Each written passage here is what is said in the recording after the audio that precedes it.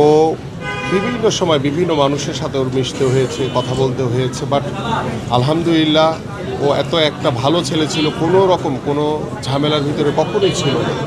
কিন্তু জানি না যে কেন এই নির্মম এই হত্যাকাণ্ড, এবং আমি দৃঢ়ভাবে আশা করি যে আমাদের প্রশাসন এবং আমাদের যারা কর্তব্যরত যারা রয়েছেন, এই নির্মম হত্যাকাণ্ডের বিচার আমরা সবাই চাই।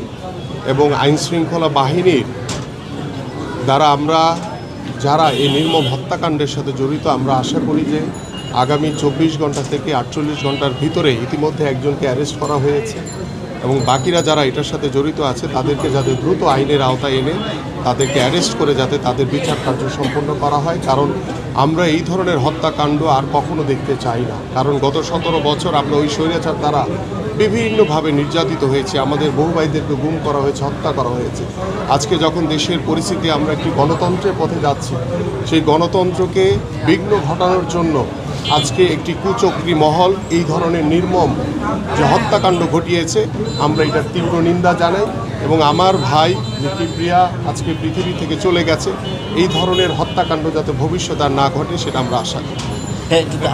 কোনো কানেকশন ছিল কিনা বা আমরা রাজনৈতিক কোনো না, আমাদের এখানে আল্লাহর রহমতে কোনো রাজনৈতিক কোনো প্রতিপক্ষ ছিল না।